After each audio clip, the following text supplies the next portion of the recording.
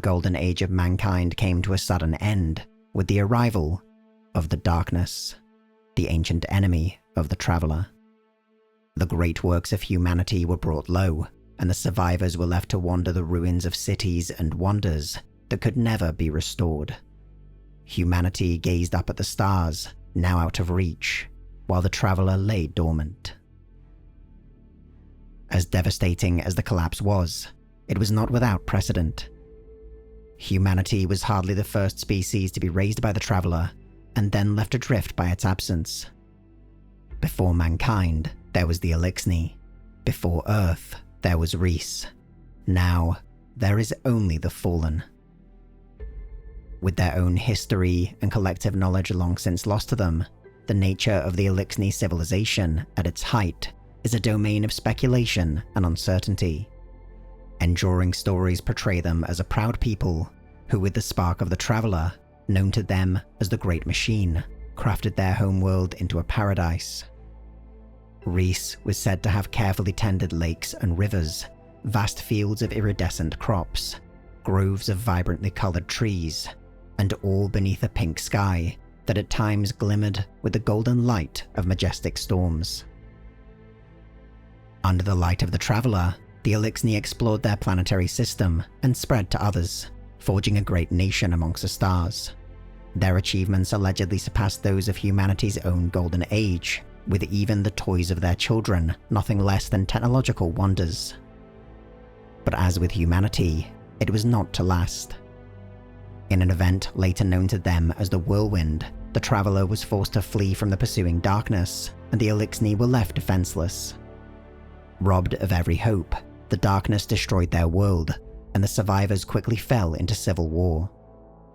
Yet the Fallen were united in their feelings of betrayal and anger, but above all, a determination to reclaim the traveler and their own lost glories. From this collective resolve, a tenuous peace was struck, and the Fallen embarked on a journey that would ultimately bring them to the solar system. They found humanity in the immediate aftermath of its own collapse, but where the traveler had abandoned the Eliksni, here it had remained. Enraged by the sense of unworthiness this implied, the Fallen terrorized mankind, raiding their few settlements and outposts. Fallen war parties soon came into conflict with the Guardians, warriors imbued with the light of the traveler, provoking both a mutual respect, but also a deep resentment. The threat of the Fallen would eventually galvanize the human survivors and lead to the establishment of the last city, directly below the dormant traveler. Now faced with a fortified and deeply committed enemy, the Fallen entrenched themselves across the solar system and pillaged it for resources.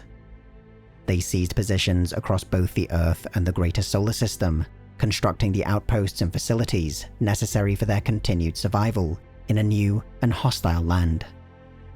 Their attempts to seize the traveler would dominate the early history of the Last City, and battles such as the Six Fronts campaign and the defense of the Twilight Gap would become legendary to both the Fallen and the Guardians that opposed them.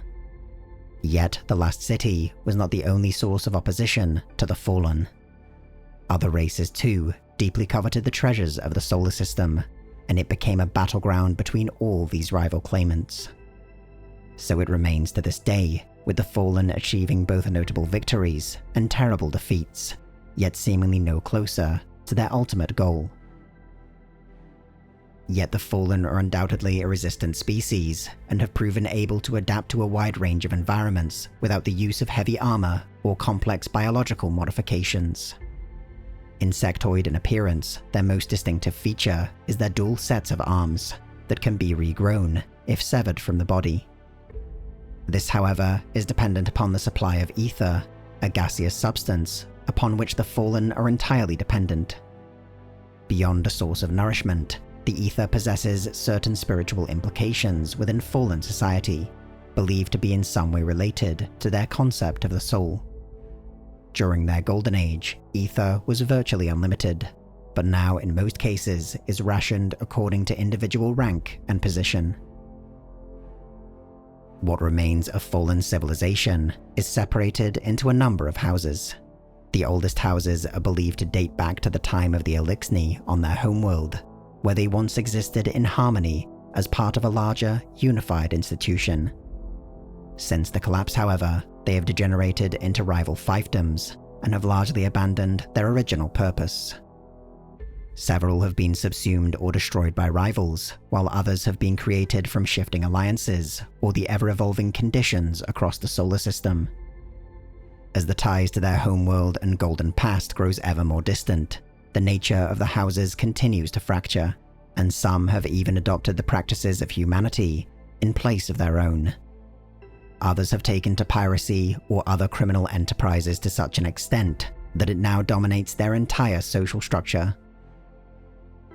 Each house acts as its own independent dominion, typically presiding over a specific territory or flotilla of ships.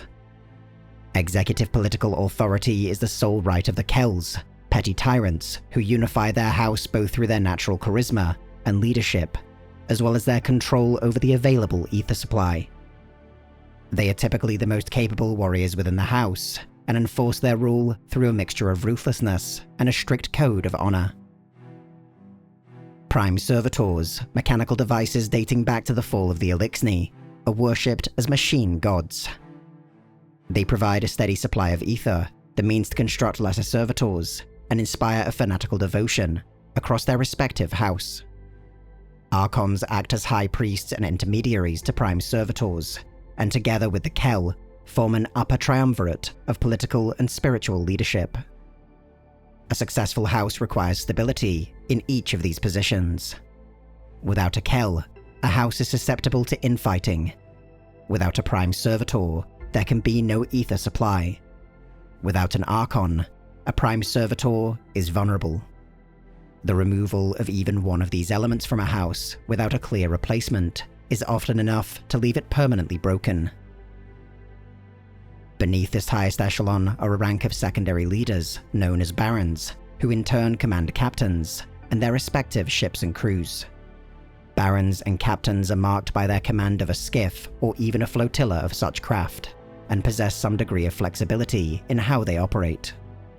More importantly, they are given a greater supply of ether, and are physically larger than those beneath them in the fallen hierarchy. Many devote themselves to a specific house, but some have been known to act as independent freelancers. The majority of the fallen within a house, however, have neither the authority of the triumvirate nor the freedom of the barons and captains. These are the Vandals, serving as either cheap infantry or cheap labor depending on the needs of the house.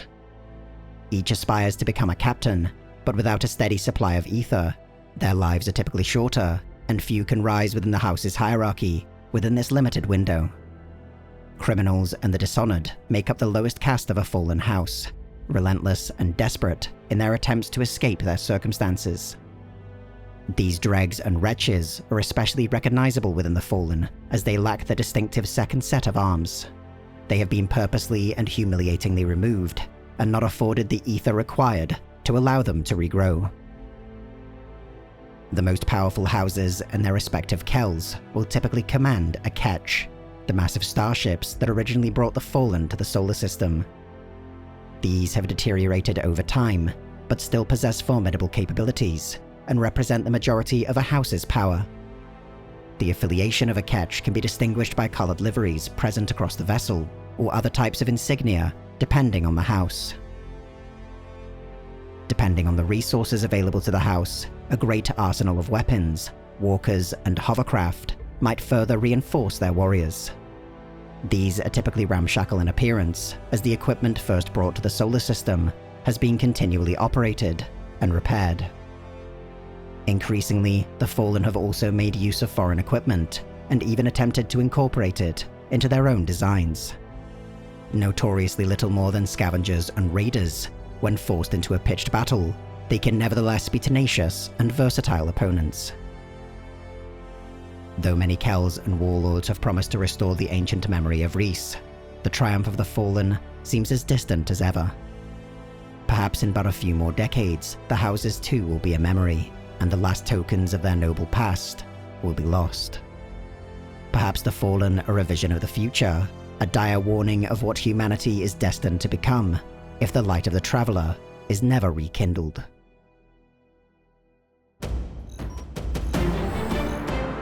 The Templin Institute investigates the nations, factions, and organizations of alternate worlds. If you've enjoyed this video and would like to join the Templin Institute, consider pledging to our Patreon page.